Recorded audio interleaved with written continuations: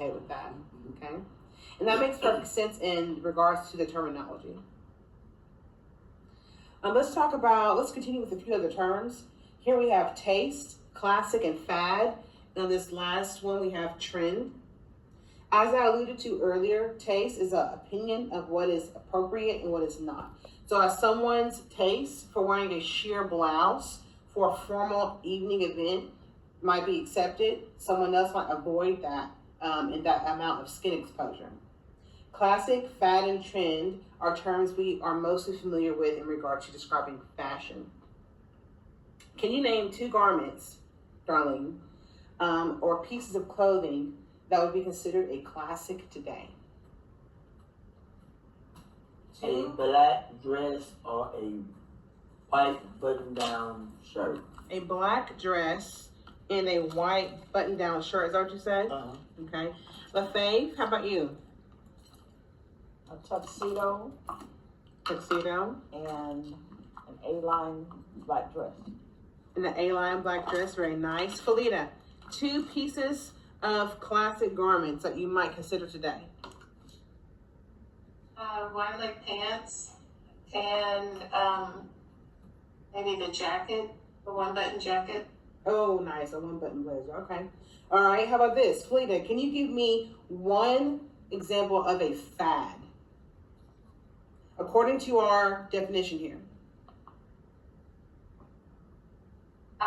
The punk rock era, when people were wearing all of the neon colors, the color, their shirt matching their hair, the punk rock style with the skinny pants and the different style shirts. Yes, I remember that time. Those were the great times, the 80s. What I would refer to is the early 2000s, peak of my life. Y2K fashion was in. The airbrush trucker hats were in, and we wore dresses over our jeans and pedal pushers with vests and skinny scarves. The infinity scarves. So that was a fad. But elements of those were also classics, like a vest. That's a classic. The pedal pushers are more trends. The trucker hat, airbrushed, and the infinity scarves were definitely fads. And here, you see some visual examples of a classic, a trend, and a fad. The classics are neutral colors, as you guys mentioned earlier. The black, the white, the khaki, the navy, if you're colorblind. The trends have more color, but they still draw in some neutrals, and there are plays off of classics. Here we see 2 different trench coats. Here's a jumper, but it's in a neutral color. Here's some pin-tuck jeans with the forever scene. But here you have these fad items, this metallic gold jacket. It's nice, but only a few people can wear that and pull it off. Same thing with the high waist puffer shoulders and the stacker shoes. And then the ice snowshoes that people will wear just because. Only a few could pull those off just because. Any questions so far? Okay. Let's go. Thank you. Let's go back up for a second. In regard to trend, a trend is a general direction or movement fashion is taking. Think of it as fashion moving forward, nothing too extreme, nothing too special. So when something is a trend, it just means that style, that design is being styled, and that style is popular. Trend can be used in the same way as something being popular. All right. Let's see. Let's talk about the silhouette of clothing. Every piece of clothing offers a particular form, outline, or contour of design. Overall, the silhouette can be viewed by the outline of a person and what they're wearing. As fashion trends throughout the ages, silhouettes change and evolve. I'm going to omit this one for time. Let's talk about the rise and fall of fashion represented in the fashion cycle.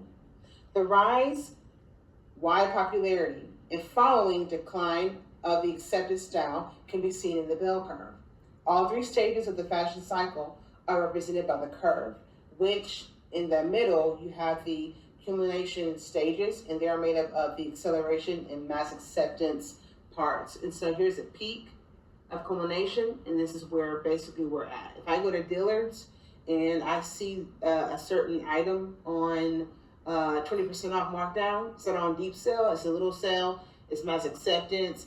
When they first get the item, it's acceptance, and it's even to the point where it's into the main stores. At this point, the decline, it goes to TJ Maxx, it goes to Ross, and then the last part we're talking about outlet stores. All right, and here's a quick little look at other stages as far as fad, flop, and seasonal staples. Okay. Here we see two contrasting curves of the consumer use cycle and the consumer buying cycle. For the consumer buying cycle, a customer becomes aware of a clothing need and ends when they meet that need with a purchase decision. On the other hand, the consumer use cycle encompasses the consumer's experience with the product or their service after the purchase is made. In this graph, we see that the use cycle begins after the buying cycle and continues long after the buying cycle declines and obsolescence stages end. All right. You have the option to take a 2-minute break now, or we can keep going. Thank you. We are going to transition into an activity called Fashion Then and Now. In this exercise, you are challenged to observe how fashion is predictable and cyclical in nature.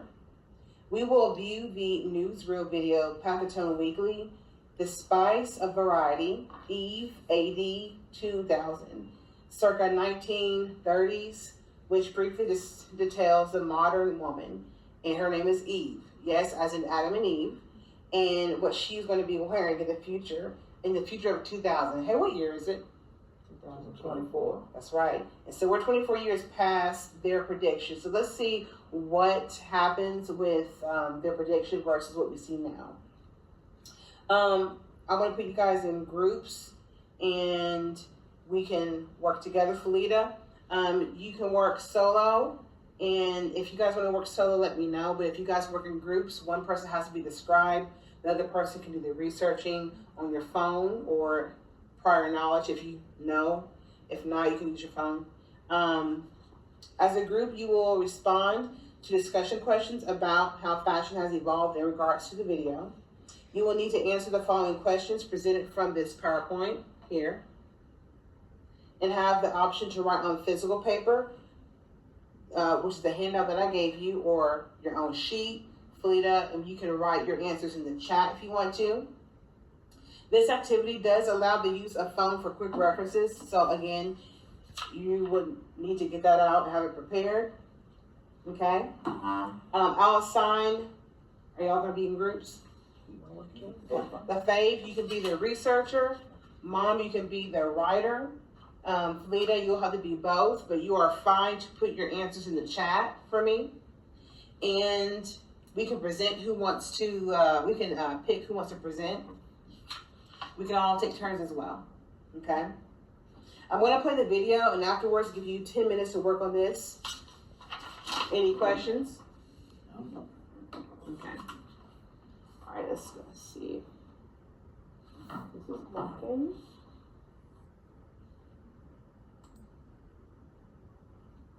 There's a ad. Let's just, don't worry about it.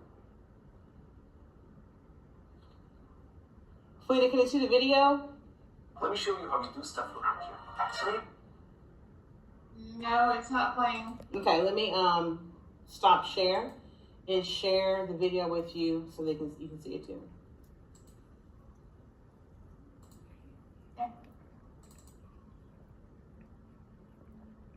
And I think it might be best to slow it down this a little bit because it does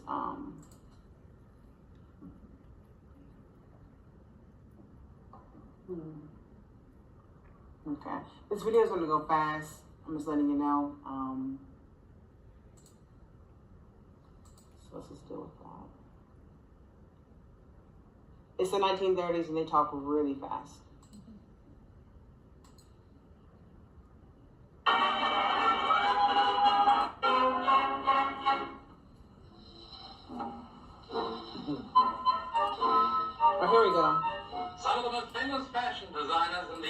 today have been asked to forecast what Eve will look like in AD 2000. One idea is a dress that can be adapted for morning, afternoon, or evening.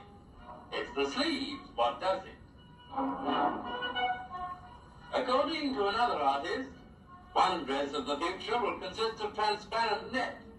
The net, probably to catch the males. Apparently in AD 2000 we shall be having a hair-raising time. Yet another designer goes so far as to believe that skirts will disappear entirely. Shoes will have cantilever heels, and an electric belt will adapt the body to climatic changes. The lightly clad woman of tomorrow, ooh, swish, will move in an atmosphere that's scientifically kept at the right temperature. The future bride in a wedding dress of glass.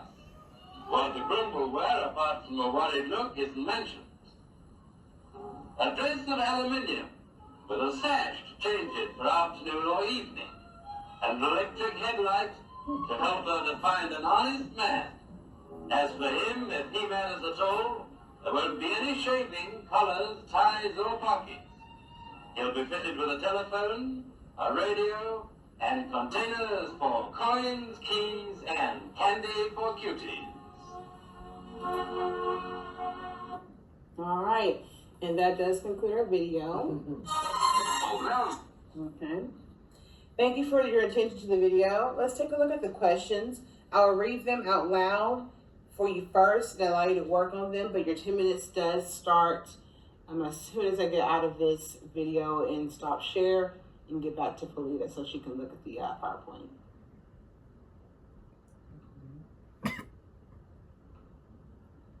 Felita, you see the PowerPoint?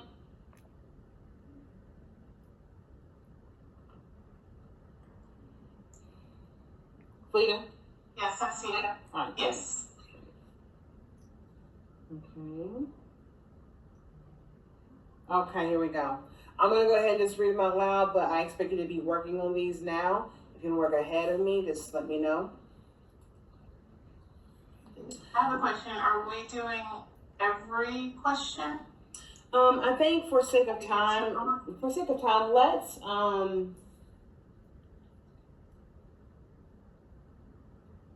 I can't hear you. let's do 2 through 4 for sake of time. Let's do 2 through 4. Okay. Okay. Number 2 is which predictions came into being from the video. So the question number 1 is having you write down what they said would be in. So basically, whatever they said was going to be hot or into the future, if you see it now, write it down. Telephone. I'm sorry, You go. 3 is what are some of the general themes presented about the fashion in the future? The lady splits in the dresses. The ladies what? Splits. Splits. Like real high splits. And 4, what was happening in the 1930s in the years previous that might have made designers think about future fashion in this way? So questions 2 through 4.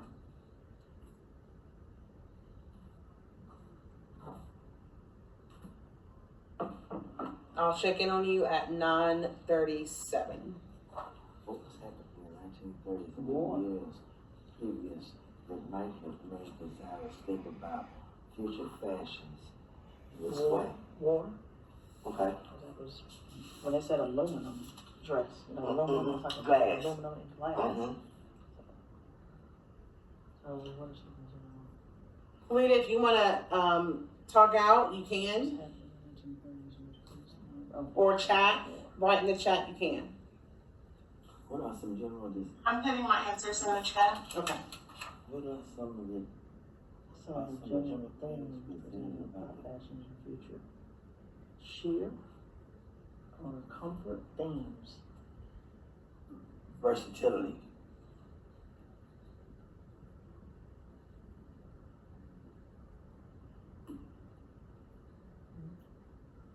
Which predictions? Well, so we like the 2. We put 1. So other predictions? Well, I think the shoes, that, what they call them, cantilever shoes? Yeah. That's kind of like the wedges. Mm-hmm.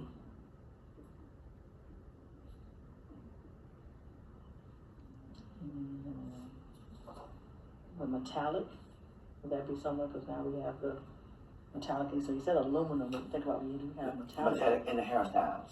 So as improvements, these predictions, so prediction that came into being, Mm-hmm. metallic. Mm-hmm. And here, Mm-hmm. updo hairstyles. Mm-hmm.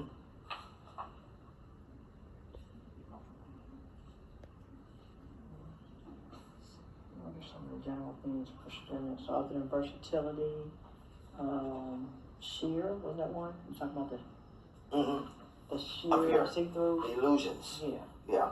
sheer with upper. Upper. Uh-huh.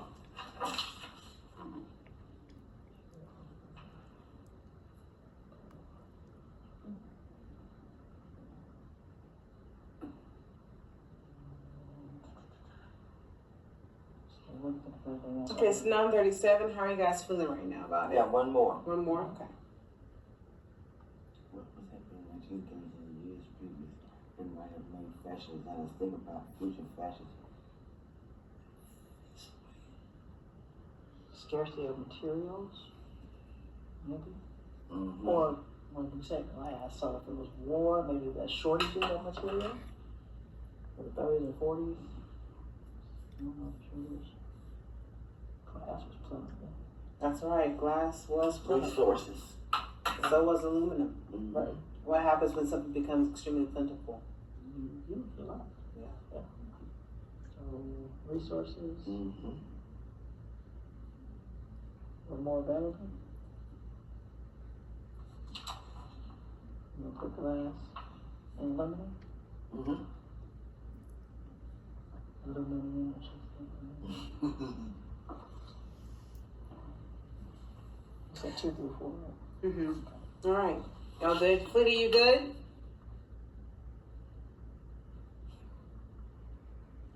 I'm good. I forgot to do number 3, but I'll do number 3 while you're talking. That's fine. I'm sorry, I did 2 and 4. Let's start with Fleeta's. She said for number 2, cell phone and men's jacket. She sees that today. Versatile clothing is that you guys mentioned. Mm-hmm. Shoes, the anti-Wampus cantilever shoes. The Great Depression had an effect on types of materials that was available and what people could afford to buy, so you guys had too. Also, what was cost effective for supply and demand during that time. All right, thank you, Felita, for your participation. What did you guys have? Who's presenting? Which one? What were your answers? Were they different from Felita's? Did you have something more? We had the same for telephone, presents number 1. And under 2, we had splits in dresses, cantilever shoes, metallic clothing, updo hairstyles. Yes. That's And it. for 3, similar war, was versatility. And also had a sheer upper part of clothing. It wasn't war, it was just versatility. That was versatility. And then for 4, what was happening, war, resources were more available, I mean, glass, the use of glass and aluminum. That's good. That's good. You guys were really, really good and accurate with your answers. I do want to add a little bit more. Speaking on aluminum and glass, like we all mentioned, they were widely used, and they were they increased in production during that time. They did some oxidative method for aluminum, which made it cheaper, and so they just figured we would just be using a lot of it. Okay. Was there any theme that you guys maybe picked up on that was kind of laced throughout? There's 2 things that were laced throughout that they kept kind of ding-donging on a little bit. Think about the mesh. What was the mesh needing to be used for? To catch what? To catch a Catch a man. mate. Mate. That's it. Oh, that's what I got the high split. The high side of that. split? Yeah. And then the light bulb to find a Find a mate. a mate. Okay. and then the money for the honeys, the money for the Okay. you know. And so we have that family making theme that they all were really huge on back in that time. So everything that they did was based on family or family making, finding a spouse. And then they kind of they kind of hinted at climate change a little bit, just a little bit, with the hot and cold band and the light wear. There was one silhouette of a lady with a swoosh, had a light dress to be able to be worn in environmentally controlled areas. Well, only place we have that is the house. We can't control the climate. But what I was able to do was find a few items to represent each of those different silhouettes and fashion predictions the best I could. So here you have the versatile dress. You can take the sleeves off and on. Here you have that net dress, not to catch men, but she might be catching something with this back out. And then the cantilever shoes, that's in now. And then you have the flute, champagne flute skirt. So that's the glass. Glass is also seen here with this last dress, broken pieces of glass on the dress in a style that's mosaic. And then you have the hot and cold band, not fashionable, but it is a belt that you can wear for heating, a mobile heating pad and a cooling pad. And then here you have a jacket. You can't make a call with this jacket, but you can charge your phone with this jacket. So that's a tech that they try to weave into fashion, no pun intended. And they also have two aluminum dresses. One is implied, it's an inspiration. One is actual aluminum foliage leaves that they have for their skirt. And here's a lumberjack shirt that can also charge your phone. So as best as I could, I was able to find some predictions that they were able to successfully predict for now. Okay, maybe not in the way that they thought, but close enough. What do you think about that? That's pretty cool. Mm-hmm. I think that far back. Right. Mm-hmm. To have that much forward thinking as well. Mm-hmm. Yes. And to be as close. As close. We are almost done with today's lesson. Fashion is intertwined with the notion of its tangibility. Something you can put your hands on and experience is the main thing about fashion. You can touch it. But there is an intangible side of fashion as well. Group acceptance, change, and a reflection of times. These are the intangible parts of fashion that serve as the progressors of fashion. Fashion will always carry levels of acceptance. Fashion will always change as our country, our world, and society changes. It will also reflect the era we live in. I also would like to add, beyond being functional and protective garments, fashion serves as a marker of who we are as a people and how it's applied worldwide. And then here is another slide about the principles of fashion. Consumers establish fashions by accepting or rejecting the styles offered. Fashions are not based on price. Fashions are evolutionary in nature. No amount of sales promotion can change the direction in which fashions are moving. And all fashions end in excess. Excess. All fashion ends in excess. Here at this point, we've reached the obsolescence part of the fashion cycle. Let's look into this final facet of our lesson. What do you see in this photo? Tell me what words come to mind when you view this photo, and try to say under 3 to 4 words. Is it garbage? Is it garbage? It is definitely garbage. What is it? Fabric. It is fabric. What makes you think it's fabric? The colors, purples, the greens. Blue. The dyes. Yeah, it's just too much color for just regular trash. Uh-huh. I kind of see denim, it looks like almost denim in one spot too. Right? What about the look of it from afar? Can you see the layers, the fibers, no pun intended? The fibers is almost like it's in layers. Different from trash where it's just bulk and mushed together. Mhm. It's fabric, so you really can't do much with it except lay it. Yeah, you're right. It's definitely trash. It's definitely fabric. It's waste. It is waste. Thank you for that. I appreciate that observation. So let's transition into our exit ticket. Our exit ticket talking about the obsolescence part of the fashion cycle for this lesson. This photo is from a landfill of tons upon tons of clothing.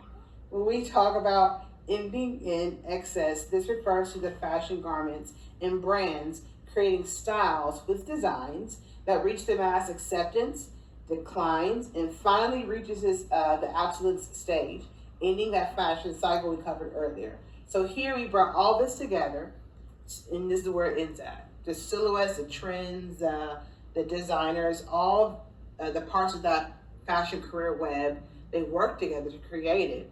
But if you're, what did you say you wanted to be, or you were into the, Flea was modeling, she was tech, what was yours?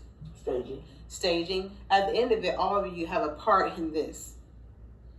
Every person has a part in that, okay? This is when we see clearance items deeply marked down and taken to outlet stores. After the outlet stores, they're thrown away. If they hit the homes and we're done with those clothes, we give them to who? Goodwill, second-hand stores. But if they're in the stores and they're never sold, they are thrown. And this is just a snippet. Companies like Shein and Forever 21, who make mass-produced clothing for the lowest price, go through this. What do they do? What do they do with their unsold clothes? They go to this area or places like it. And that's the question, and that's the focus of that dirty little secret alluded to in this article here. So let me see if I can pull this up for you. This is from The Guardian. A well-represented news outlet. And so this is the full picture. Okay? Why the burning? Toxic fumes, ozone layer, climate issues. Oh. In short, brands base their success on overproduction. This is what the theme of this article is about, overproduction. Okay? They feel it is best to have more than enough versus not enough. And I would like to read a small excerpt from an article about this from The Guardian. By the way, this is Shein walk-in store. Mm-hmm. This is leggings from Costco, which is at the end of that, towards the end of the fashion cycle. This is the absolute end though. Overproduction is also symptomatic of an archaic manufacturing system that incentivizes volume. The more t-shirts ordered, the cheaper the price for each garment. T-shirts could be inserted with anything, shoes, dresses. The more an item is ordered, the cheaper the price for each item. This is because the biggest cost of producing fabric and assembling garments are in the setup. The longer the assembly line runs, the more efficient it is. On top of all that, brands are afraid of missing out on a sale, so they always order too much rather than not enough, says Sashit. Okay? This is your exit ticket, and I want to cut it short based on time, but let's just do these two questions, okay? Considering the environmental and social impact of fast fashion waste, how do you believe the fashion industry can balance consumer demand for affordable clothing with sustainable practices? Let's go back and look at this photo one more time. Let me ask you again.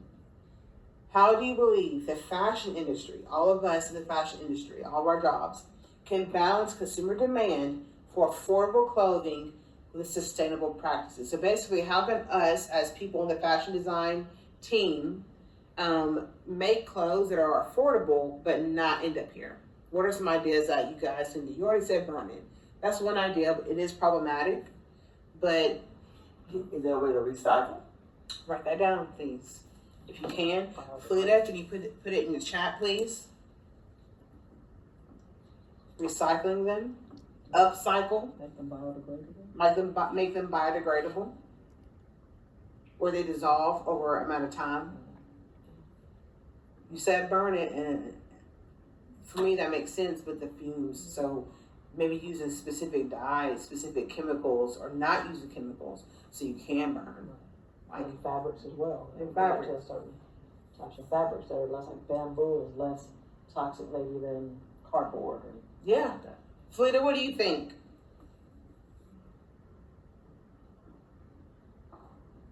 So I said find other ways to put clothes back in the cycle. Okay, Like like more stores, putting them back in the stores, like instead of having the cycle in, just recycle them again okay, to another store. right. So so not throw them away at all, right? By the way- Also said keep them in the stores longer, just because, you know, the bad's over or people aren't buying them doesn't mean they can't put them in the box and wait until the Trend comes cycle, back. the pendulum comes back. Yeah. That's right. That's right. I like that a lot. That makes sense. So you're saying recycle. You're saying you say biodegradable. She says to put them to save them and repurpose them. But to the pendulum swing back that direction. That makes sense. What? And you're saying what? Beyond burning it, As she said, save them. save them, put them back in the cycle. Because styles come Come back. back. That's really smart. That's really good. I like that a lot. Thank you for that. And then let's go back to earlier. All right. We talked about careers. We talked about parts of fashion and what happens to it at the end. But at the end of the day, fashion is still a part of our lives, whether you like it or not. Yeah. If you have clothes on, you're volunteering. You're participating in fashion. Mhm. So which definition would you prefer? Your own definitions, Webster's definitions, or those quotes and how they interpreted fashion? What is fashion to you now? Would you want your own definition? Which one did you like best? The quotes or the actual Webster's definition? My definition. I like my definition better. Your definitions, Felita, how about you? I think I would like a combination of mine and Chanel because hers was, I don't. You cut out on me. You said you like a combination of yours and Chanel?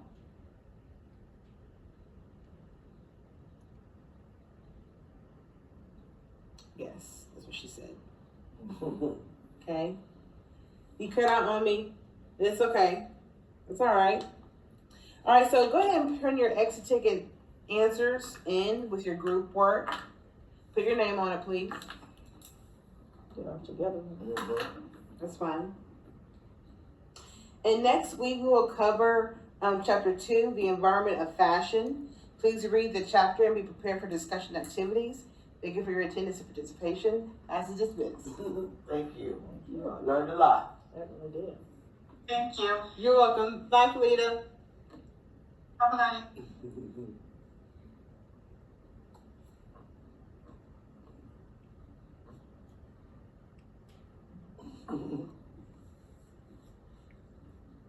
And that